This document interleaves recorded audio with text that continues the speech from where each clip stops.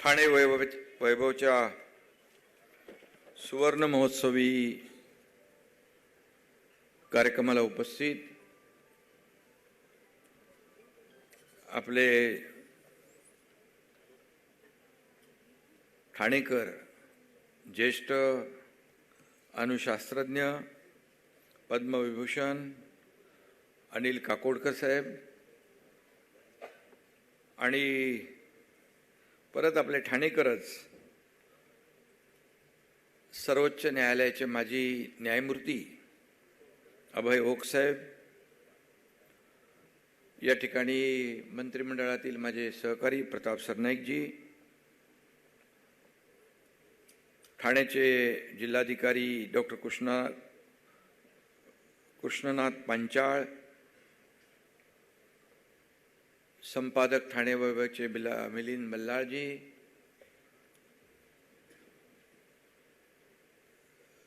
त्यांच्या मातोश्री श्रीमती कुमुदिनी बल्लाळ आणि मिलिंद बल्लाळ यांच्या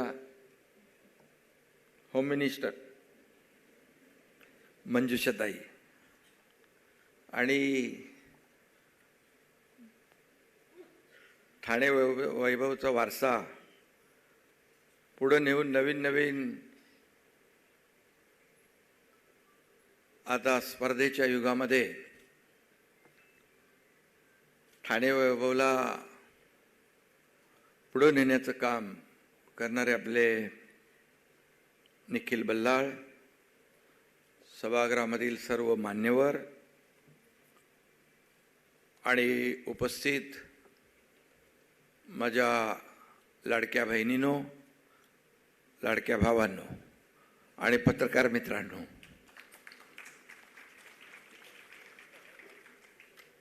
खरं म्हणजे आमदार प्रकाश सुर्वे पण आले, त्यांचंही स्वागत करतो. आजचा दिवस ठाणे वैभवच्या सुवर्ण महोत्सव तर आहेच, पण ठाणे वैभवच्या इतिहासात देखील सुवर्णाक्षराने लिहिला जावा असा हा आजचा दिवस आहे. राष्ट्रीय पातळीवर अद्वितीय अशी कामगिरी करून ठाण्याच्या वैभवात भर घालणाऱ्या दोन थोर व्यक्तींनी आजच्या या व्यासपीठाचं देखील वैभव वाढवलेलं आहे. अगदी ठाण्यात राहून आपल्या ठाण्याचं नाव, देशाचं नाव जगाच्या पातळीवर नेण्याचं काम या दोन्ही लोकांनी केलंय. एक ओक साहेब आहेत, काकोडकर साहेब आहेत, आणि रामशास्त्री प्रभूनेचा वारसा चालवणाऱ्या ओक साहेबांनी कायम जनतेच्या हितालाच प्राधान्य दिलं आणि त्यांच्या अनेक निर्णयामधून आपल्याला ते अनुभवायला देखील मिळालं. तर भारताला आत्मनिर्भर आणि सुरक्षित आण्विक ऊर्जेच्या दिशेने घेऊन जाण्यात काकोडकर साहेबांचा सिंहाचा वाटा आहे. मगाशी मिलिंदजींनी त्यांच्याबद्दल देखील सांगितलंय आणि आजही त्यांचं मग शेतकऱ्यांसाठी कांदा बँक, इरॅडिशन या सर्व गोष्टींवर एवढं बारीक लक्ष आहे की ते नेहमी या राज्याचं, या देशाचं भलं कसं होईल याबद्दल विचार करत असतात. अशी दोन महान व्यक्तिमत्व आपल्याला आजच्या या कार्यक्रमाला लाभली आहेत. मी त्यांचं मनापासून पुन्हा एकदा आपल्या सर्वांच्या वतीने स्वागत करतो आणि त्यांना खूप खूप धन्यवाद देतो. ठाणे वैभवने गेल्या 50 वर्षात वैयक्तिक स्नेहाचे किती मोठे वैभव प्राप्त केलेले आहेत याची कल्पना मगाशी आपण चित्रफित जी दाखवली त्याच्यामधून आपल्याला आलेली आहे. आणि आजच्या या सुवर्ण महोत्सवी क्षणाचे खरे शिल्पकार आमचे मित्र आणि ज्येष्ठ संपादक मिलिंद बल्लाळ यांचीही जादू आहे, किमया आहे असं म्हटलं तर वावगं ठरणार नाही. आणि मग म्हणून मी मिलिंद बल्लाळ, निखिल आणि त्यांच्या टीमचं मनापासून अभिनंदन करतो. त्यांना मी खूप खूप शुभेच्छा देतो. खरं म्हणजे मला मगाशी एकदा कोणीतरी सांगितलं की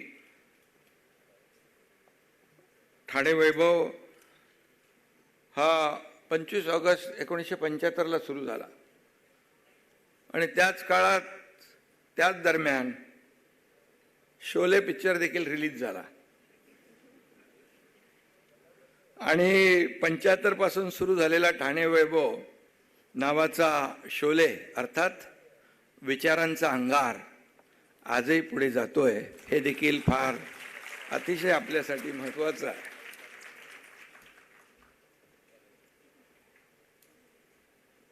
आणि मगाशी आपण आम्हाला म्हणालात की सूर्य म्हणालात, पण बल्लाळसाहेब 98-99 साली आपण अगदी चंद्राच्या जवळ गेला होतात. तो चंद्र कोण तुम्हाला माहीत आहे. आणि खऱ्या अर्थाने मगाशी ओक साहेबांनी ती आठवण काढली. टी चंद्रशेखर यांनी खऱ्या अर्थाने त्यावेळेस ठाण्यामध्ये देखील जे रस्ते रुंद झाले ते देखील आपण पाहिले. म्हणजे तुमच्या राशीला चंद्रही आहे आणि सूर्यही आहे. त्यामुळे बल्लाळ कुटुंब हे या ठाण्याचं एक भूषण आहे आणि त्यांना ठाणे भूषण पण मिळालेलं आहे. मिळालं ना? ठाणे गौरव मिळालाय. आता ठाणे भूषण द्यावंच लागेल आपल्याला.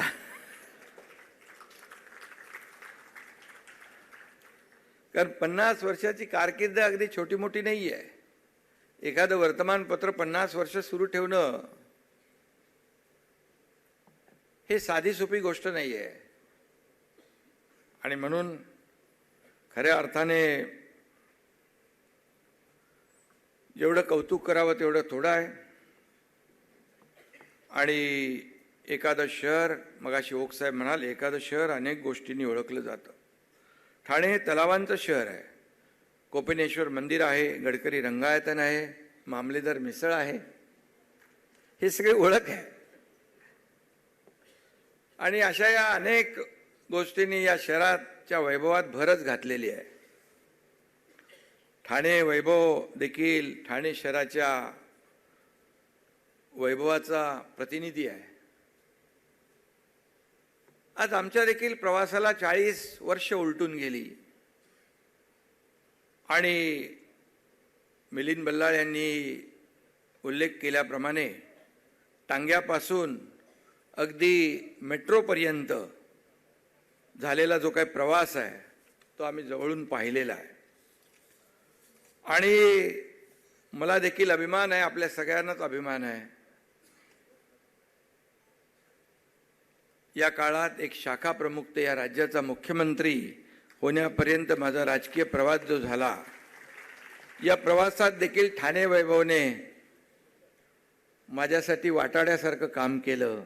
हे देखील मी या ठिकाणी अभिमानाने सांगू इच्छितो.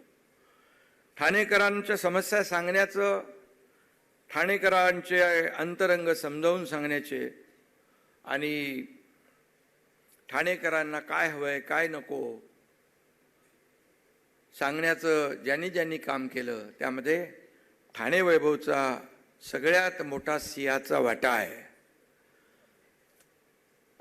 इष्ट ते छापणार असं आश्वासन देणाऱ्या ठाणे वैभवनं केवळ इष्टच नाही तर स्पष्ट सुद्धा छापलं. आणि त्यासाठी त्यांनी आवश्यक कष्ट सुद्धा घेतले. खऱ्या अर्थाने मगाशी त्यांनी म्हटलं की अनेक वेळा काही बातम्या ज्या आहेत आमच्या राजकीय आणि सामाजिक जीवनामध्ये काम करणाऱ्या लोकांच्या विरोधातही छापल्या जातात. त्यांनीच सांगितलं, कधी एकनाथ शिंदे यांनी किंवा सरनाईकांनी फोन केला नाही की अशी बातमी का छापली. कारण तुमचा हेतू शुद्ध असतो. कारण तुम्ही जेव्हा आम्ही चांगलं काम करतो तेव्हा चांगलंही लिहिलेलं आम्ही पाहिलेलं आहे आणि वाचलेलं आहे. त्यामुळे ठाणे वैभव एक विश्वासू दैनिक आणि सबंगपणापासून कायम दूर राहिलं हे देखील आपलं एक वैशिष्ट्य आहे. आणि म्हणून एखाद्या शहरात वृत्तपत्र सुरू करणं आणि मोठ्या वृत्तपत्रांच्या स्पर्धेत 50 वर्ष टिकून राहणं ही देखील दुर्मिळ गोष्ट आहे. आणि म्हणून जसं स्वर्गीय नरेंद्र बल्लाळजी यांच्या दूरदृष्टीला हे श्रेय जातं, त्याचप्रमाणे गेले 30 वर्ष आपल्या वडिलांचा वारसा समर्थपणे चालवित असलेल्या मिलिंद बल्लाळ आणि त्यांच्या टीमलाही हे जातं, असं मी या ठिकाणी आवर्जून नमूद करू इच्छितो. मिलिंदजींचे वडील आदरणीय नरेंद्रजी बल्लाळ हे ठाण्याचं भूषण होतं. पत्रकारितेतलं ते एक ऋषितुल्य नाव होतं. मराठी माणूस सहसा नोकरी सोडत नाही. नोकरी सोडली तर स्वतःचा व्यवसाय सुरू करत नाही. परंतु नरेंद्र बल्लाळजी त्याला अपवाद ठरले. त्यांनी महाराष्ट्र टाइम्समधली नोकरी सोडली आणि स्वतःचं वृत्तपत्र काढण्याचं धाडस त्यांनी त्या काळात दाखवलं. हे देखील एक विशेष आहे. त्याला देखील हिंमत लागते, धाडस लागतं. आणि इतिहास देखील धाडसी माणसंच करू शकतात, घडवतात. तसं मी देखील 2022 मध्ये थोडं धाडस केलं होतं.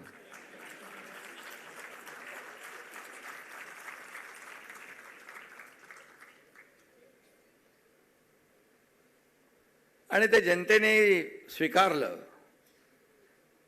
याचं देखील समाधान आणि आनंद आहे. आजकाल आपण स्टार्टअप म्हणतो, पण हा शब्दही जेव्हा जन्माला आला नव्हता तेव्हा बल्लाळ साहेबांनी उत्तम पत्रकारितेचा नमुना पेश केला. स्वर्गीय नरेंद्र बल्लाळजी हे बालनाट्यकार होते, उत्तम संपादकही होते. आणि त्यांनी लिहिलेल्या बालनाट्याची वेशभूषा साक्षात बाळासाहेब ठाकरे यांनी डिझाईन केली होती. हे विशेष आहे. आणि त्यांचे किती संबंध जवळचे होते. आणि म्हणून मी सांगतो, शिवसेनेचं आणि ठाणे वैभवचं नातं फार जुनं आहे आणि जिव्हाळ्याचं आहे. आणि म्हणून जेव्हा जेव्हा निखिल माझ्याकडे येतो, मिलिंदजी येतात, त्यावेळेस काही ना काही चांगलं घेऊन येतात समाजासाठी, जनतेसाठी. फक्त वृत्तपत्र आणि बातम्या देण्यापुरता ठाणे वैभव मर्यादित राहिला नाही. ते त्याने हो म्हणा, काय हो रिक्षा, आणि दुसरं 1 मिनिट ठाण्यासाठी, 1 मिनिट स्वच्छतेसाठी, हे मोठी एक चळवळ उभी केली. कितीतरी अगदी अडगळीत पडलेल्या जागा त्यांनी तिथल्या त्या भागातल्या ज्या काही घडामोडी आहेत, तिथल्या वास्तू आहेत, त्या भिंतीवर दाखवण्याचा प्रयत्न केला. प्लॅस्टिकला पर्याय म्हणून कापडी पिशव्यांना प्राधान्य देण्याचं काम त्यांनी केलं. एक समाजाभिमुख काम, समाजाला हवं असलेलं काम, लोकाभिमुख त्यांनी करण्याचा प्रयत्न केला. आणि म्हणूनच ते लोकप्रिय दैनिक ठरलं. आमचे गुरुवर्य धर्मवीर आनंद दिघे साहेब यांचं ठाणे वैभववर विशेष प्रेम होतं. मिलिंद बल्लाळ आणि दिघे साहेबांचा अतिशय स्नेहाचा जो काही जिव्हाळ्याचा संबंध होता तो आपण पाहिला आहे. धर्मवीर चित्रपटासाठी मिलिंद बल्लाळजीने देखील बरेच इनपुट दिलेत. कारण आपला धर्मवीर सिनेमा जो झाला आणि आपला ज्याने रोल केला तो प्रसाद ओक यांनी दिघे साहेबांना कधी पाहिलं नव्हतं, दिघे साहेबांशी कधी बोलला नव्हता. परंतु ज्यांनी ती माहिती दिली त्याच्यामध्ये मिलिंद बल्लाळजी देखील होते. आणि दिघे साहेबांचा जी भूमिका हुबेहूब करण्याचं काम प्रसाद ओकांनी केलं. परवाच झालेल्या महाराष्ट्र राज्य चित्रपट पुरस्कार सोहळ्यात धर्मवीर चित्रपटाला सर्वोत्कृष्ट चित्रपटासह 6 पुरस्कार मिळाले. या पुरस्कारामुळे देखील ठाणे शहराच्या वैभवात नक्कीच भर पडेल आणि म्हणून यासाठी टीम धर्मवीर आणि मिलिंद बल्लाळ यांचं देखील मी अभिनंदन करीन. मिलिंदजींनी पत्रकारितेचं व्रत घेतलं नसतं तर आज आपण त्यांना चित्रपट किंवा नाट्य पुरस्काराच्या सोहळ्यात भेटलोच असतो. कलाकार आहे ना तुम्ही. आणि त्यांच्या अभिनय कारकिर्दीचा सुवर्ण महोत्सव देखील साजरा केला असता, कारण ते उत्तम नटही आहेत. मी आज येता येता पाहिलं त्यांना. मी म्हणालो एवढं वय कमी कसं झालं. मी चष्मा देखील काढून बघितला आणि म्हणालो त्यांना मी, you are looking very young.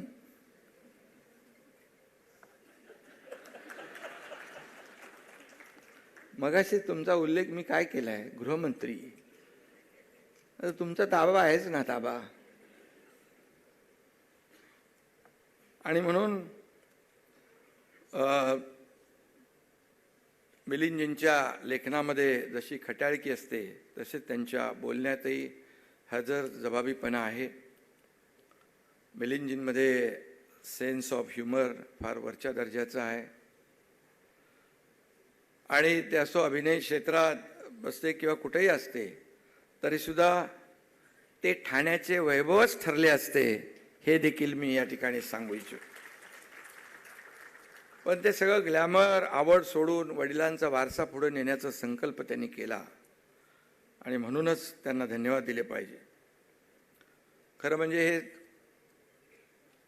दैनिक सुरू केलं त्यावेळेस आणीबाणीचा काळ होता, परंतु आता देखील स्पर्धा आहे. प्रत्येक क्षेत्रात स्पर्धा आहे आणि या स्पर्धेच्या युगामध्ये टिकलं पाहिजे, पुढे गेलं पाहिजे. आपल्यामुळे समाजाला काहीतरी मिळालं पाहिजे. समाजाचे प्रश्न जे आहेत त्याची उकल झाली पाहिजे. राज्यकर्त्यांच्या निदर्शनास ते आणून दिले पाहिजे.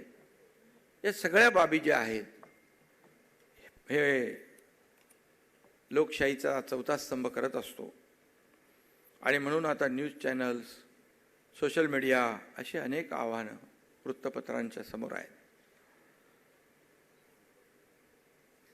गगनभेदीवाले आहेत तिथे समोर सत्यजी आणि मोठमोठ्या वर्तमानपत्रांना सुद्धा महसुलासाठी इव्हेंट करावे लागतात. अशा स्पर्धात्मक काळात देखील ठाणे वैभव टिकू नये. मगाशी त्यांनी सांगितलं त्या बाबतीमध्ये. ठाणे वैभव हे कधीच कुणाचं मुखपत्र झालं नाही हे विशेष. आणि त्यांनी लिहिलं ते स्पष्टपणे लिहिलं आणि स्वच्छ आणि सत्य लिहिलं. त्यामुळे त्यांचा जेव्हा जेव्हा कार्यक्रम असतो तेव्हा हे सगळे लोक मोठ्या संख्येने उपस्थित असतात, कारण त्यांची जे काय स्पष्ट वक्तेपणा आणि वर्तमानपत्रामध्ये लिहायचं. काही लोक काही ब्रेकिंग न्यूज देतात, काही लिहितात TRP वाढवण्यासाठी देखील आणि प्रिंट मीडिया देखील काही वेळा. परंतु कधी ठाणे वैभवने पाहिलं आपण काही प्रकल्प जे लोकांच्या हिताचे आहेत, लोकांना कसा फायदा होईल त्याचा, हेही छापलं, जेणेकरून लोकांना माहीत झालं पाहिजे हे प्रकल्प ठाण्यामध्ये होत आहे. आणि म्हणून निखिलने देखील Yuva Plus, KYT, Thane Wealth, IMA Times, Bhoomi World, OHP, सर्वस्वी टाइम्स रिअल्टी सारख्या पुरवण्या काढल्या आणि बदलत्या काळाशी जुळवून घेण्याचा प्रयत्न केला. 22 मुखपत्र प्रकाशित करणारं हे एकमेव मीडिया हाऊस आहे असं म्हटलं तर वावगं ठरणार नाही. आणि म्हणून नरेंद्र बल्लाळांचा वारसा मिलिंद बल्लाळ समर्थपणे यांनी जपलाय. त्यांच्या पाठोपाठ निखिल देखील त्यांच्यासोबत तो वारसा पुढे नेतोय. आणि घराणेशाही याला आपण म्हणणार नाही, घराणेशाही राजकारणात असते ना असं नाही, परंतु पत्रकारितेमध्ये देखील घराणेशाही असते. पण ठाणे वैभवच्या बाबतीत ही घराणेशाही जी आहे ही समाजासाठी, लोकांसाठी, नुसतं वर्तमानपत्र चालवण्यासाठी नाही, तर फक्त ठाण्यासाठी नाही, तर राज्यभरामध्ये आपण काहीतरी केलं पाहिजे, समाजाचं आपण काहीतरी देणं लागतो ह्या भावनेने ते काम करत आहेत. आणि म्हणूनच त्यांचं अभिनंदन करावं तेवढं थोडं आहे. मिलिंदजींची खटाळकीसुद्धा ठाणे वैभवचं वैशिष्ट्य आहे. आणि चारोळ्या देखील वैशिष्ट्य आहेत. त्यात एक वाचतो मी, वडापावचा चुलत भाऊ, नाव तयाचे मिसळपाव, प्रचार तिखट लाल तरी, जनता मारील त्यावर ताव. मला पण तुम्हाला संपर्क करायला लागेल. आणि लांबलचक लेखाला जे जमत नाही, मगाशी ओक साहेबांनी देखील त्याचा उल्लेख केला, ते 4 ओळीमध्ये ते सांगतात. मी गावी गेलो की अनेकांच्या पोटात गोळा येतो, त्यावरही त्यांनी लिहिलं, काय होणार, कधी होणार, काय होणार, कधी होणार, मनात इच्छुकांच्या प्रश्न सारे, दिसले डोळ्यात त्यांच्या गाणं, दिसलं डोळ्यात त्यांच्या गाणं, ये नयन डरे डरे. दरे माझ्या गावाचं नाव आहे. काकोडकर साहेब, मी गावी जातो, ओक साहेब, मी तेव्हा मला शेतीचं फार वेळ आहे आणि मी शेतकऱ्याचा मुलगा असल्यामुळे तुम्ही वृक्षारोपणाच्या बाबतीमध्ये म्हणालात, मी जेव्हा जेव्हा जातो 2-4 हजार झाडं लावूनच येतो. आणि माझ्याकडे सर्व प्रकारची झाडं आहेत, सर्व प्रकारची, जे जे कोणाला वाटेल इकडे होईल की नाही. वाटतं महाबळेश्वरला फक्त स्ट्रॉबेरी होते, परंतु तिथे काजूपासून सगळ्या फळांपासून सगळं उगतंय. चंदन उगतंय, रक्तचंदन होतंय, आवाकडू होतोय, अगरवूड होतंय आणि सफरचंदाची बाग देखील झाली आहे. त्यामुळे मी जिकडे जातो तेव्हा त्रास होतोच. काल दिल्लीत परवा गेलो तेव्हा इकडे सगळं. पण ठीक आहे, आपण त्याचा काही विचार करायचा नाही, आपण आपलं काम करत राहायचं.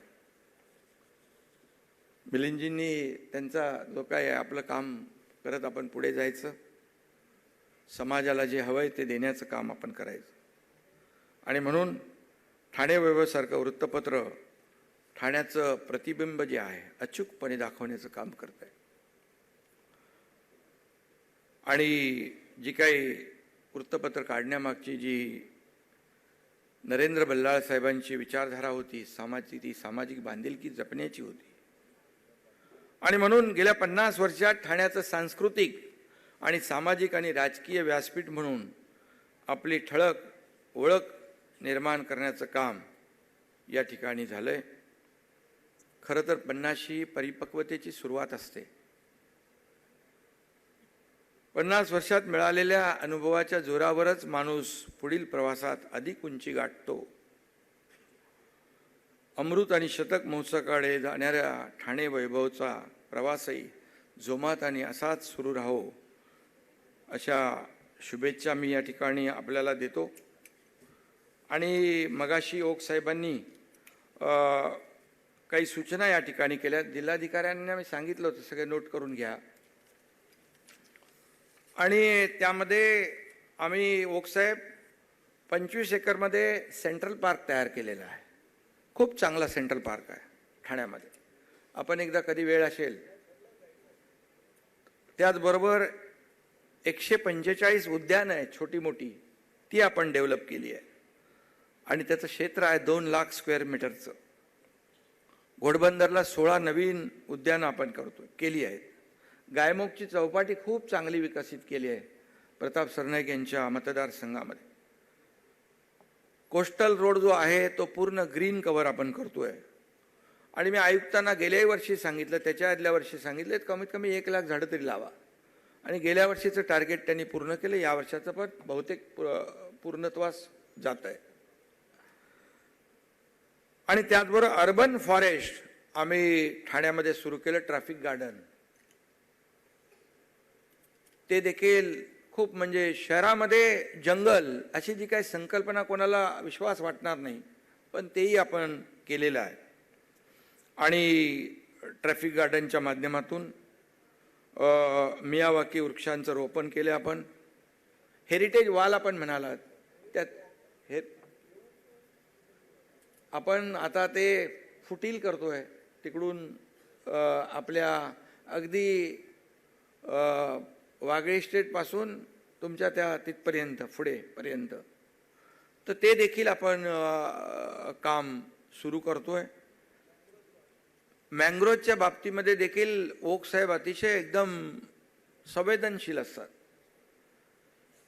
आणि आम्ही आता ठरवलंय की मँग्रोव पार्क जे आहे त्याला प्रोत्साहन द्यायचं. आणि कारण मँग्रोव पार्कमध्ये काही लोक मग भराव करून काहीतरी अनधिकृत चाळी वगैरे सुरू करतात.